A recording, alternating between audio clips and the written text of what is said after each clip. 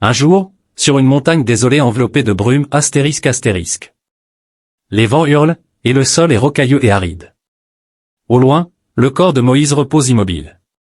Descendant des cieux, l'archange Michel apparaît, ses ailes scintillant de lumière. Alors qu'il s'approche du corps de Moïse, l'air autour de lui se charge d'une aura de paix et de puissance. En s'agenouillant près du corps, une ombre se forme, et l'atmosphère devient glaciale. Le diable, moqueur, s'exclame. Ah, Michel, le favori. Tu viens réclamer ce qui ne t'appartient pas. Michel répond calmement. Je viens accomplir la volonté du Seigneur. Écarte-toi, car cette âme ne t'appartient pas. Le diable, souriant. Pas à moi. As-tu oublié la loi du péché et de la mort, archange? Moïse, bien que choisi, était un homme de chair. Lui aussi a péché. J'ai un droit légitime sur son corps, car la mort règne là où le péché existe. Michel, immobile, son regard ferme et rayonnant d'une autorité divine. Et où est ton jugement, Satan? Tu veux que je te frappe pour trancher ce différend? Ou aurais-tu peur que je te défie? Après tout, nous avons marché ensemble dans les cieux. As-tu oublié ma puissance? Ta puissance n'est qu'une ombre de ce qu'elle fut, répond Michel. Je n'ai pas besoin de lever la main contre toi, car ma force ne vient pas de moi seul. Le Seigneur te réprimande, Satan. Son autorité est ultime. Le diable, sur un ton venimeux. Tu te caches toujours derrière la parole de ton Seigneur. Mais un jour, Michel, les cieux brûleront, et les élus de ton Seigneur vacilleront. Ce jour-là, nous verrons qui sera victorieux. La volonté du Seigneur est immuable, dit Michel. Ce n'est pas à toi d'en décider. Tu es déjà vaincu. Le diable, reculant, sa voix s'évanouissant dans la brume. Ce n'est pas fini, Michel, loin de là.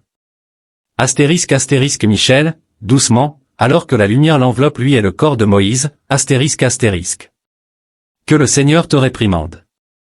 Le diable disparaît dans la brume tandis que la lumière grandit jusqu'à tout consumeur.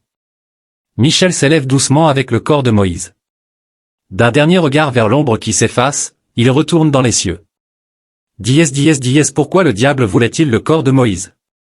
Qu'est-ce qui a motivé cette action, et quelles en étaient les implications? Pour comprendre cet événement, plongeons plus profondément dans son contexte. Qui était Moïse, et pourquoi était-il si important? Moïse est une figure emblématique de l'histoire biblique. Chef d'Israël, il a joué un rôle central dans la destinée de ce peuple. Choisi par Dieu pour recevoir les 10 commandements, libérer les Israélites de l'esclavage et établir l'alliance entre Dieu et son peuple, Moïse a incarné tout au long de sa vie une foi remarquable, une humilité profonde et une obéissance inébranlable à la volonté divine. Son importance dans l'histoire biblique est incontestable. Moïse, malgré ses hésitations initiales, est devenu un catalyseur de libération et de croissance spirituelle pour Israël. À travers sa vie et son héritage, il a démontré que la foi, l'humilité et l'obéissance peuvent mener à des accomplissements extraordinaires. Pourquoi le diable convoitait-il le corps de Moïse? La quête du diable n'était pas simplement de posséder un corps physique. C'était un acte symbolique aux conséquences profondes. En s'appropriant le corps de Moïse, le diable cherchait à discréditer la puissance de Dieu et à miner la foi de son peuple. Ce conflit n'était pas seulement une question de dépouille prophétique, mais une bataille pour l'autorité spirituelle et le pouvoir. Le plan du diable était d'utiliser le corps de Moïse pour semer les ténèbres et la confusion, faisant avancer son agenda de détournement de l'humanité et d'opposition au plan divin. Mais à l'inverse, Dieu voulait démontrer son amour et sa puissance, réaffirmant sa présence dans la vie de son peuple. La confrontation entre Michel et le diable. Dans Jude 1:9, nous lisons que Michel a disputé le corps de Moïse avec le diable, qui a été réprimandé pour son arrogance. Cette rencontre est remarquable non seulement pour les forces en présence, mais aussi pour la manière dont le conflit a été résolu. L'attitude de Michel, empreinte d'humilité et de respect envers Dieu, contraste fortement avec l'orgueil et la défiance du diable. L'issue de cette confrontation est une puissante déclaration de l'autorité de Dieu et des limites du pouvoir de Satan.